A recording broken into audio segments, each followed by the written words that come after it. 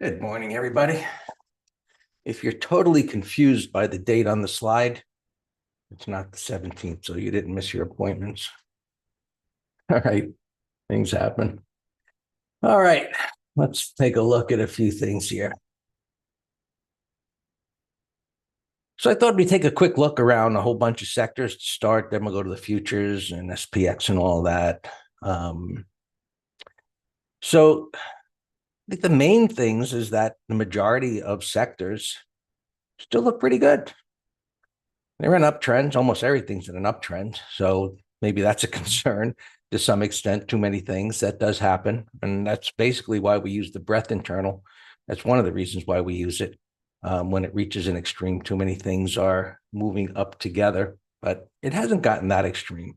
I think more of a concern short term. There's a few. This thing going. Oh, here we go. Technology beginning to not be the lead. So some distribution there. You see the lower high. One of the things was that looking at the S&Ps last week and a few other things that recovered from the gap down and come into the gap fill for a turn. Technology didn't. It just kind of flatlined and rolled back over. Microsoft looks like that. You know, the Qs, from a good point of view, were able to go up there. So within that heavy technology sector, it did push up. But some of the bigger stocks, Google doesn't look so hot. Meta still looks pretty good. We'll see if it holds up under this base that it's made. Microsoft doesn't looks like this. A few other things. Now look at the transports. So here's a bit of a concern. Look like a head and shoulders kind of a top. Not that clean, but you see the consolidation and the new high right there. It's not a new all-time high, but it cleared these highs and now really weak. It looks like it's rolling over. That's a concern. IWM, that's a big positive. So what we want to see is, can this hold up after this rocket ship off of the low there?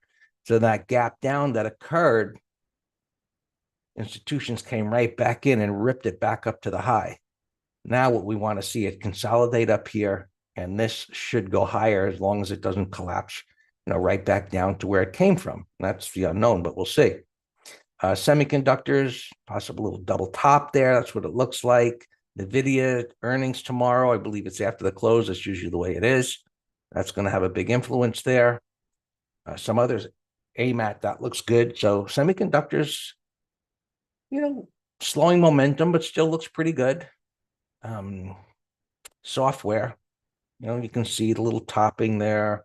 We talked tech, industrials still look great. Materials, little whipsaw, shakeout down and right back up. This thing's been in a trading range for a couple of years. Aerospace and defense, kind of sloppy, but okay. Discretionary, there's the gap down. So the recovery here, Tesla looks like it's bottoming. Maybe Dan will cover that. I don't know. Maybe it looks good for a put spread. But EV stocks, which we'll take a look at. Communications. This is, about Meta primarily. Google doesn't look so good. So I don't know with that. And internet, it's in an uptrend. Other things, staples, value looks like it has been outperforming over growth. This is a critical chart as far as market goes. And is the market going to correct further? What is it going to do? Is it going to hold up? What do financials do? Do they hold up here, after that wide range bar last week, or does it give this all back? So that would be one thing to definitely set an alert and be aware whether it comes back down, or is this 1, 2, 3 kind of a pattern going to follow through to the upside? If financials continue to do well, that's a positive sign. Retailing looks good. We'll see if it continues to. Looking at a few others. Financials we looked at, TBT. This is what really, we were looking at that chart with the question marks. We didn't know which way this was going to go. We were looking at the 10-year over the last couple of weeks. and it cleared these highs. Set an alert, see if this continues higher or breaks lower. Healthcare, which has been really was a dog last year and pretty much the year before, has really taken the lead here. Healthcare looks good, some better than others. Value. So when value starts to outperform growth, you know that there's been some worries in the market. Insurance looks good. Banking, part of the problem here. Banking, regional banks, you all know the story there, probably, I would think. Broker dealers look okay, but a topping tail bar. Insurance companies, well, insurance companies usually do good. They're, down here in South Florida, they're cleaning our clocks after the bad weather last year. Insurance doubling, really terrible, really, really terrible on top of the all the other inflation. Biotech, between whatever index you're looking at, this one looks okay, this one not. So looking at the stocks in there gives you ideas which ones aren't doing too good. But healthcare, look at the beautiful uptrend there. It didn't even get down to minus support of the 20 and started pushing up again. Medical devices, whether this becomes a little double top or not, but if it can go sideways, that should go higher. Pharmaceuticals. So you can see the whole sector, healthcare providers, healthcare is where institutions want to be this year, and they'll continue to do that. Crude oil is maybe on the edge of breaking out here. It's at the top of the range, but get that deep move and deep retracement, red bar ignored. So if TBT or the 10-year starts moving up and crude oil starts moving up and the dollar continues to move up, that's going to put a crimp on the markets. Gold just hasn't been done anything last year, this year, little spouts, and the miner's not doing anything. Silver is down at the bottom of the trading range. So just technical buying. And I think that's what we're in for today. Just prices bouncing around off of technical levels while we wait for the economic news tomorrow, and then we'll see what NVIDIA does. Bitcoin, just an incredible move off of the low, and it's extended. There's no doubt it's probably going to correct, but a chart like that, and if you look further to the left, it cleared all of this resistance. I've heard some saying that, it's going to go to 100,000. Maybe it will. Look at the weekly charts. Maybe so. It certainly looks like 60,000 should be an easy mark to get to. Charts like this typically are headed up toward the old highs. So we'll see. But that certainly looks like it's going to continue to do well, which is good for stocks like Coin and Block and Riot. And I think it's MSTR. All of those they're a little extended, but they should continue to do well. Metals and mining, not much interest there. Energy, and if this breaks out, look at what happened on Thursday with all the energy ETFs, wide range bar, wide range bar, wide range bar. And if that breaks out, well, Jets here, it's got a nice looking bottoming pattern and move up. Right? That should start to come down, but we'll see. Real estate. There's a lot of talk of real estate and problems that are there. And I was listening to some commentator over the weekend talking about real estate in China. Nobody too much is talking about that. But this fellow was saying that the real estate issues in China are humongous compared to the real estate debacle that happened here in the US years ago. Dwarfs it. And the implications of that, okay, it's China, it's not US, but I think it's something to keep your ear to the ground as to what might happen there. Sound pretty ominous, but that market's been going down for a while. But anyway, we'll see. I think sooner, if you start to see or hear that in the news, institutions are just looking to start talking about what they're concerned about because they know what's going on. Development, paving looks good. Retailing, online retailers, like retailing looks decent. Euro stock 50. That looks good. It's like nothing wrong there. ARC funds look kind of like you could see she's definitely got some not biotech, EVs and Bitcoin stuff in there. It looks like similar charts. So overall, you see a lot of things look pretty good. There's some things to keep an eye on as to what they're going to do in the future as to what has been outperformers and what's now starting to underperform. The 10-year cleared the highs. And that kind of price action suggests it's going to go higher. That's not positive for the broader markets. Transports, we took a look at, and it was the wide range bar starting to move down after a peekaboo above the high. So this is clearly in a correction mode. You can see the weekly chart, this retest and very bearish pattern.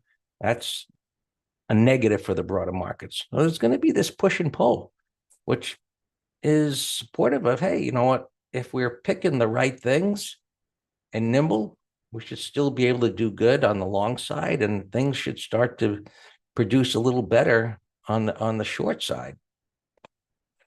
All right, future. Let's look at the spiders where they're at. We'll usually look at there. You can see they're gapping down. It was the big move down last week and the recovery to fill the gap. Got a trading range here, and I think it stays within this trading range. You know, it's gapping down a little bit here, and under that pivot, it's not a big deal. And if it fell down here, right, I guess that'd be a bit deep for one day. Maybe, you know, this isn't marked as a pivot because it's only got 2 higher lows to the left, not 3. It's kind of a significant reference point, you know, a high right there. So maybe on the S&Ps, you know, that 434, 494 area, which is about the close of that bar, and the bottom of this bar right there. And it's a little ways from there. So we get some downside movement. I would look as that as being an initial point for prices to hold in that area. As far as the upside goes, anything's possible. I mean, it's gapping down like that. I think it's less likely that it just rips above that high, but you know, we shall see. SPX is right at that high, and it's just gapping below it. It's pretty close. This came down a whole lot from where it was last week. So some bearish bias, you know, coming into the markets just based on that reversal. Remember on last week I said it was crazy high where it was. It never even got close. So this came down from where it was about 40 points, and this came up. I think it was about maybe 15 points. It came up from where it was. So at the rising 20 here, it's at a half number. So that's good. You got plenty of support there. And, you know, I don't think either one's a no-brainer, but I think just based on the way the market's been trading and no significant news, probably just stays within this range. So I don't think it's going to tag either one. And Qs, well, you can see what's happening here. You know, so far, just in the trading range, moving back and forth. You know, whether it breaks or not, I think we'll know well before the week is over, that's for sure.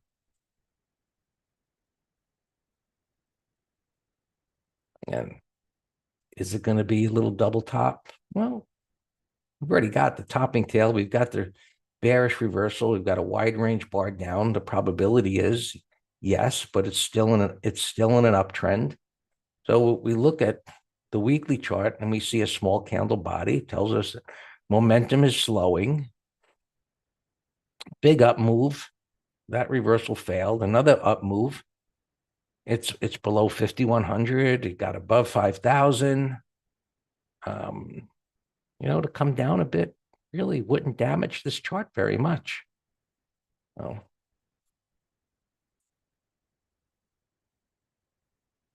Russell, we talked about coming back up like that is a big positive. Um, what we don't want to see it come all the way back down here by the end of the week. Can it consolidate up here? So we need more information to really get a stronger bias as to what's going to happen here intermediate term. The Dow, you can see it's been chopping sideways for a couple of weeks now. And this break, retest, does it hold the lows? And sideways. What do you do in a sideways market other than stay away? Or if it comes down to, pivot, if it comes down sharply as a day trader, you can trade a bounce. But patterns like this, just stay away. Bitcoin, we did look at, looks good. It's extended. You can see the little pullback there. So not a big deal, just back and forth, back and forth. It would make sense that it comes down. Gold, we looked at GLD, but the futures, I don't know. Like it's just been so sloppy for such a long time. Just a technical buy off of the support here. It comes into a mess, and it's just not ready for any kind of a swing, unless you just want to, take a little position and see if it holds the lows. A silver, we know, is down at support. We've been looking at this week to week, but it's just, you can see the weekly chart just slopping back and forth, back and forth.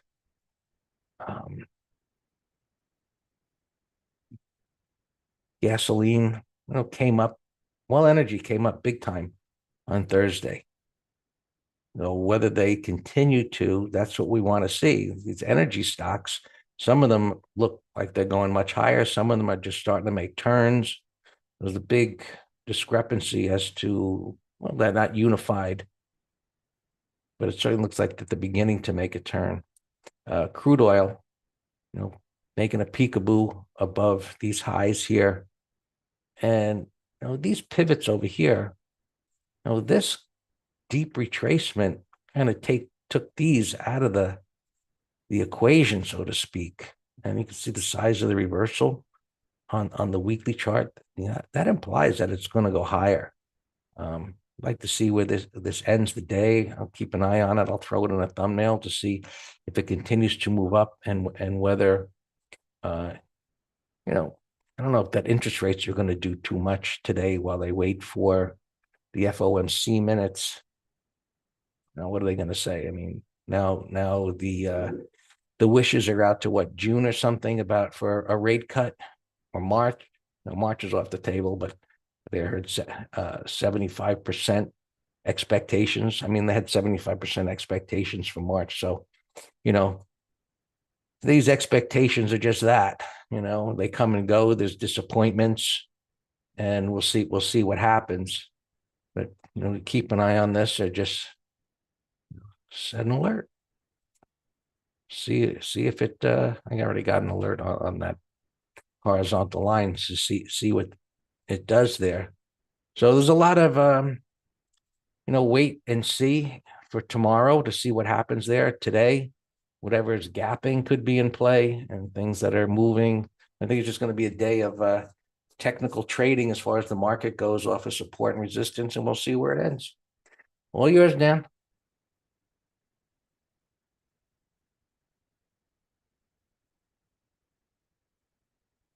Good morning. Hope everyone had a good long weekend. Yeah, I don't have any alarms going off, so we'll just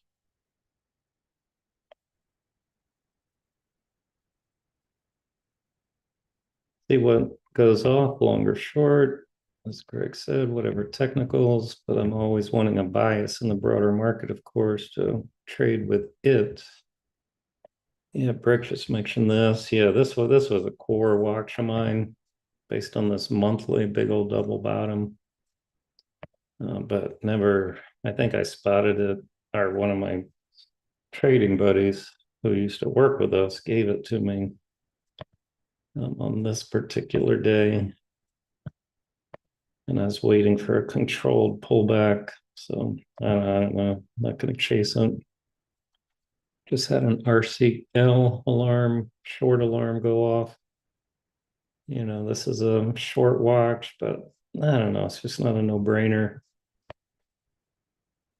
Sam, your Papa Kilo, I like a little better because it went deeper. It's a better turn at the 20 at resistance.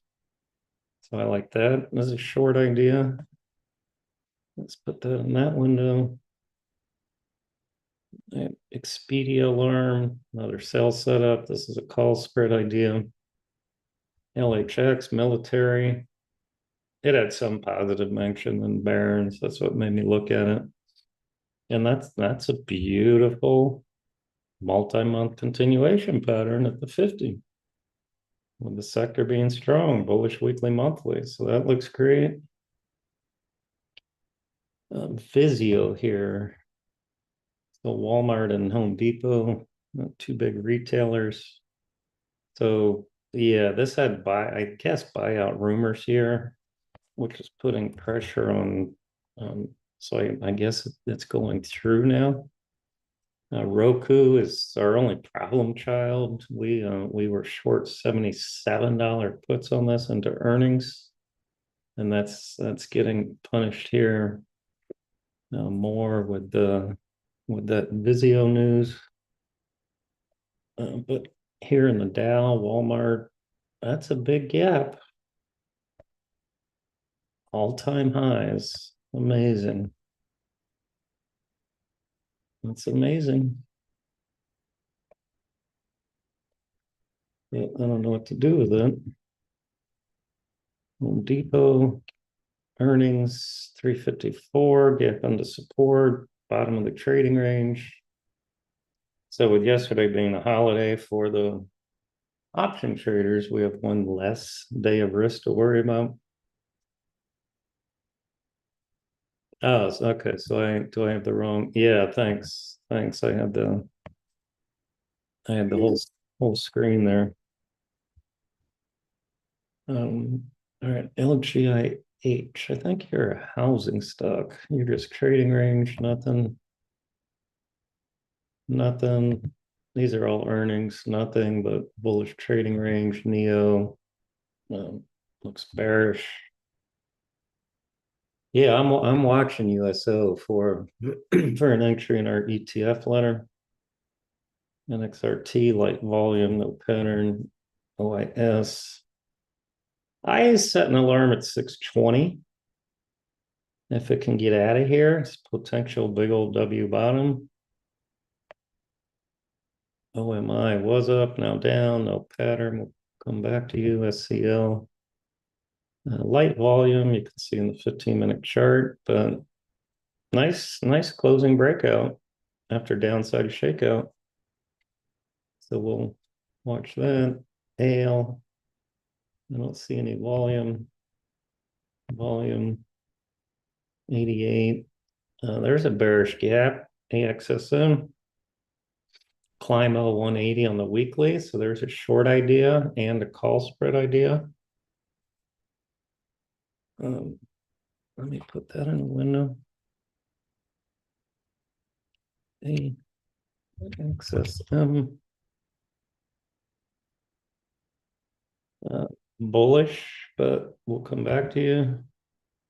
Gap and down $40, bearish gap, Fleur. That's a real company. So the people that bought in the head of earnings are getting whacked. This earnings, I have an alarm at 124.10. That's a sell. Short idea, call spread and short idea. E-turn 30-minute high, but I don't think the target's real big. Defin, whenever the 15-minute is spotty, it's lighter volume. We'll come back. D-Berg, it's a gap breakout. Bullish weekly, monthly. We'll come back. Dan, gapping down. I think I had an alarm at 14, but now it's a gap breakdown, so no interest. Risto and YouTube asking about is actually a continuation pattern. Well, well, it's not a typical continuation pattern where you have a 2 to 3 bar jiggle where it trades under prior bar's low. If Friday were an inside bar, then we would call it a 1, 2, 3 continuation. So yeah, I was looking for put spreads on Friday or Thursday rather. I actually did one on some stock, I forget. It was a stock that had earnings. Um, but yeah, no, I'm watching the oil patch, but not rushing into it. There's a nice bottoming pattern. I like this. New low reversal. Big old W bottom. I have an alarm at 28. That I like. This is a mess. CHH. JR asking about Tesla long. Over Friday's high, yes, but now with the gap down, Friday's high would be extended. So it's a bearish gap, bearish pre-market. So, I don't know if you're talking swing or day trade, but there's no setup yet. I would say just set an alarm at 200, 201-ish for a swing, but the gap down and weak market is going to make all longs suspect. 133, that's a big ugly gap. Wilk. Chilled, will come back. Ale. No gap.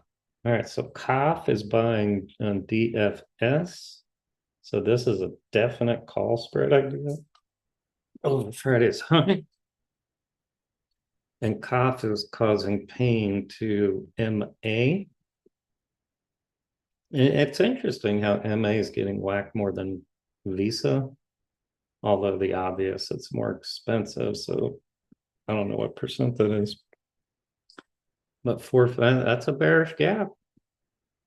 Yeah, let's see if buyers view this as a buying opportunity, or if it's the start of going to go sideways and kerplunk again.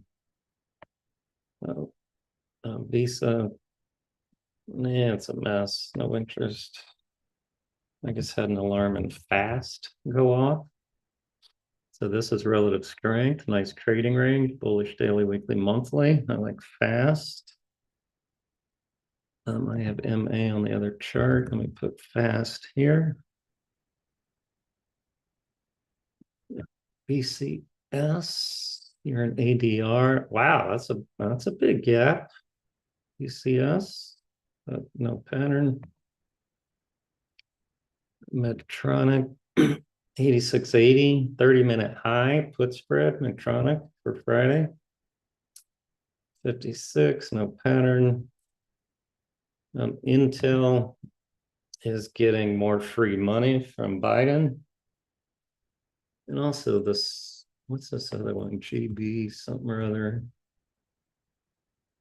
It must have been that other one I just deleted. Yeah, the one I just deleted before Intel. Getting more free money, so grants to try to compete. Vizio we talked about. I had ALB on my watch list here as a bottoming pattern. This is lithium. Let me look at these arms real quick. Semmer, 30-minute high looks great. Sam, that's you, I think. CNP alarm. This one I said I liked. So CNP Semmer. Let's watch 10-minute highs on those two. Look great. That's a nice bottoming pattern. Summer. Oh, so yeah, I had this on my list anyway. ALB is a bottoming pattern. And then I saw a little article in the journal today, titled "Has Lithium Bottomed?" And they mentioned this stock too. SMCI low alarm. We did a naked call on this Friday, along with coin.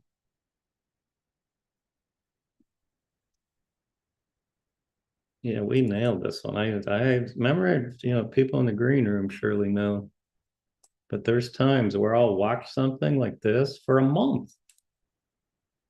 And I say, you will have your day. You're gonna fall one day. Just a matter of how and when you will fall. All right, so actually, I said to cover half. Let's see where you are now in the weekend updates.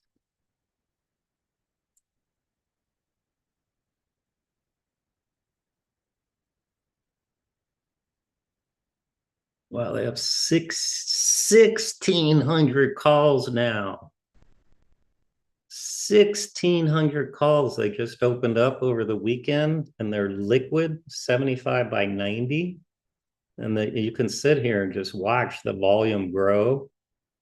It just went from 17 volume to 22. So Sam, if you need to get your calculator out, somebody just shorted a 5 lot. But yeah, this has become a nice call selling toy for hedge funds, in my opinion. All right, I got alarms on this. All right, Elon. Elon, I moved stop break even, and I capped under it, but we're back to break even.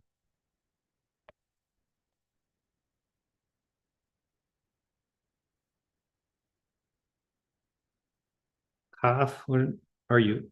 Are you? Oh shoot, you're in cough from Friday. It was a bullish pattern. Oh shit. I mean, it was bullish. Its banks were. I think. Look, Citigroup. I have an alarm as a 1, 2, 3. XLF gapping down. JP Morgan. I have in the weekend letter as a long over the high.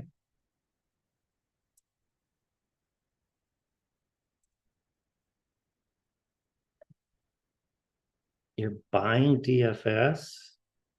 Oh, right. Cough is. I thought you were telling me you were buying it. And I was about to ask for an explanation. All right, LHX.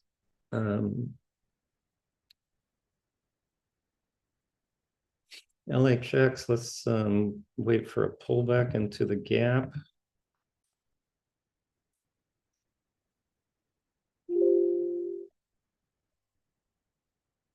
Microsoft, 5 minute low is a go on Microsoft. Actually, Microsoft's a go right here.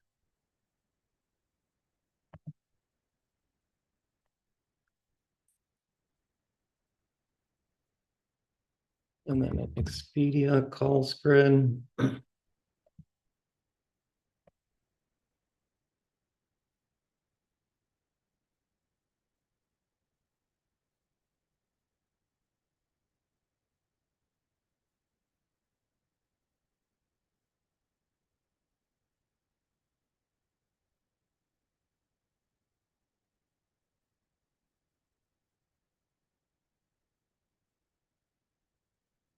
Well, FT, guess what?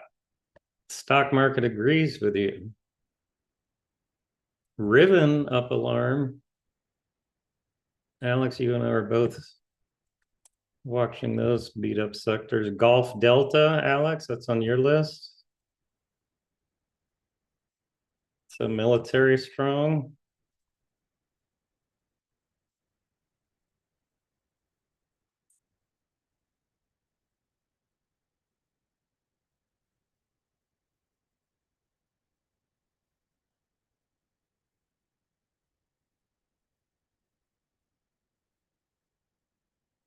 Did they really? Nice. I didn't see that one.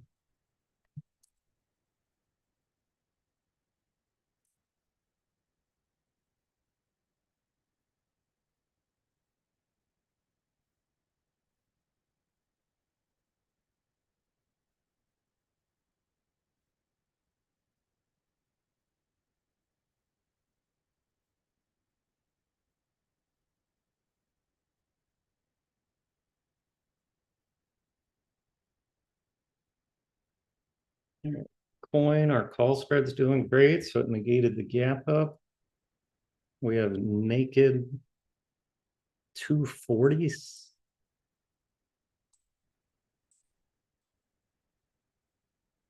No, 235s.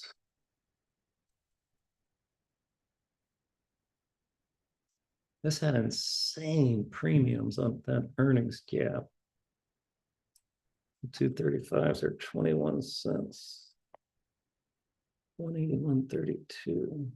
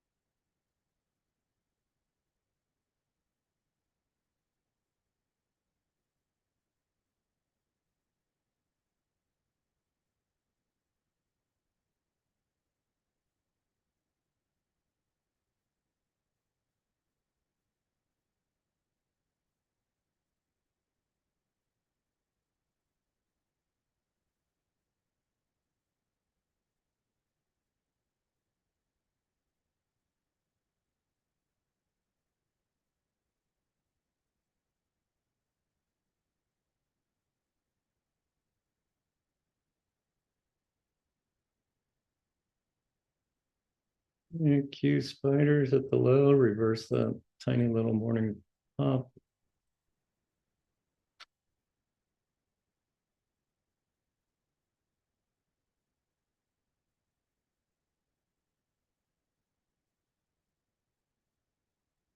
And let's see, Lulu with 467.